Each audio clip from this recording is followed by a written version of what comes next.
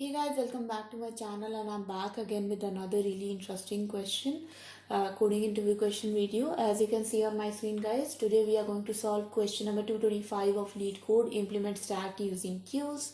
It is a easy level question asked in multiple big companies like Amazon, Facebook, etc.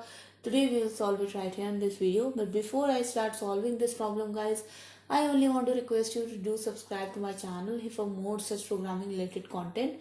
Hit the bell icon for future notifications. If you have any questions, comments, suggestions for me, please put down in the comment section below. I will definitely address them. And guys, in the end, I just want to request you to give this video a big thumbs up. Share it with your friends as well. Now without making any further delay, let's get started with the problem statement. So the problem statement is pretty straightforward guys. We are given the task to implement stack using queues. So we know that stack is last in first out data structure. Whatever we push into in the end, that gets popped out, whereas the queue is the first in first out data structure. So whatever we push into the queue in the end gets popped out also in the end. We have to implement stacks using queues, and these are the functions which we have to implement: push, pop, top, empty. And another thing to be noted is that we can only use standard operations of a queue. So we cannot, go to a particular index and fetch an element. No, we can't do that. We can only use standard operations like push to the back and peek and pop from the front, size operation, and is empty function. We can definitely use any language here. And another thing is the constraints. The element which we want to push inside the data structure could be from 1 to 9. At most 100 calls can be made to push, pop, top, and empty. So we have to optimize also our functions. All the calls to the pop and top are valid. So basically we don't really have to check if the stack is empty or not, or if the queue is empty or not, or exactly like that, because all the calls are going to be valid. The follow-up is that can we implement the stack using only one queue. So basically guys, there are two ways to solve this problem. One is the 2 queue way. In the 2 queue way, you will implement one queue having all the elements in the exact order in which they were pushed, and the other queue will be having the element in the reverse order. Okay. But we are not going to use the 2 queue way. We are directly going to use the most optimized solution, which is implement the stack with only one queue. So let's get started with the solution. So first of all, we have to actually create a queue variable. So queue of integer, and let me initialize this queue in my constructor. So queue becomes equals to new linked list integer and brackets. Okay, now the first thing which we will implement is the push function. Okay, so whenever the push function will be called, first of all we will add the element x inside my queue.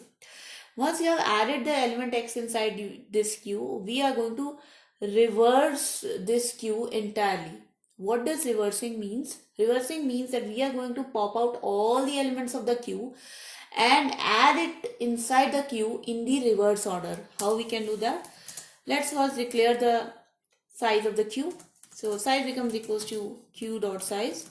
So now we are going to pop all the elements one by one from the queue, and as we pop one element, we will push it inside the queue again. So while size is greater than 1. So why we made it greater than 1? Because we only want to reverse the n-1 elements. Okay, so the element which is already pushed inside the queue, that the element which is now pushed, this x element, will remain at its position, but all the elements which are before this element x, so that's why size greater than 1, we will pop it outside of this queue and add it inside the queue again. And what will happen using this, that if you remove the first element of the queue and you add it inside the queue, it will actually become the last element of the queue. And if you continue doing this operation for all the elements in the queue, eventually your queue will become reversed, right?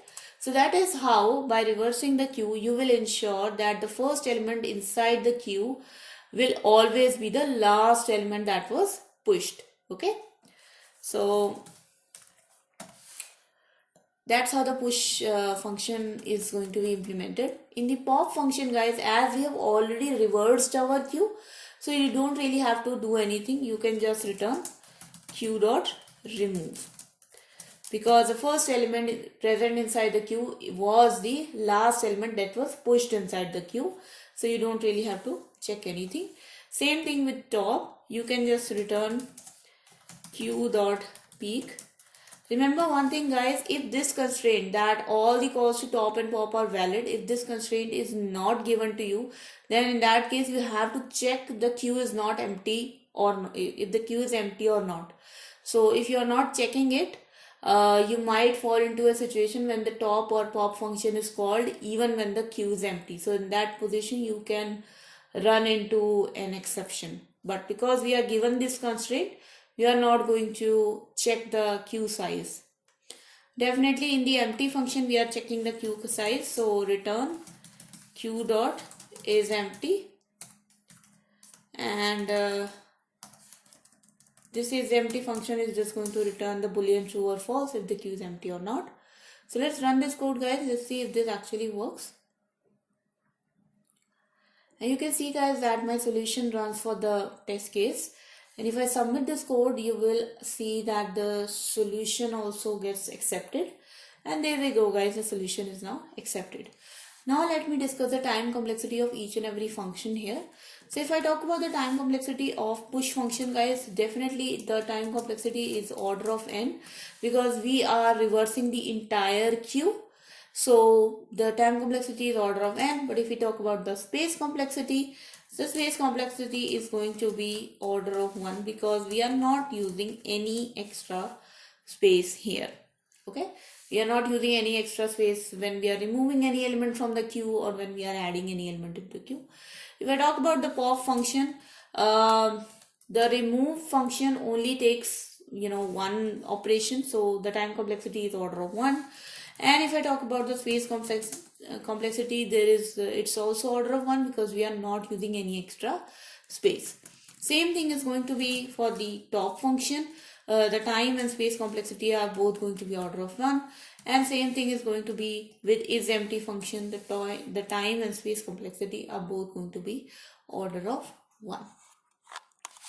So I hope, guys, this solution is clear to you, and if you still have some questions for me or anything you want to say, please write down in the comment section below. And do subscribe to my channel, guys. Hit the bell icon for future notifications. As per my schedule, I make here videos every day from Monday to Friday. Please like this video, guys. Share it with your friends as well. And thank you so much for watching. I'll see you guys next time. Until then, bye bye.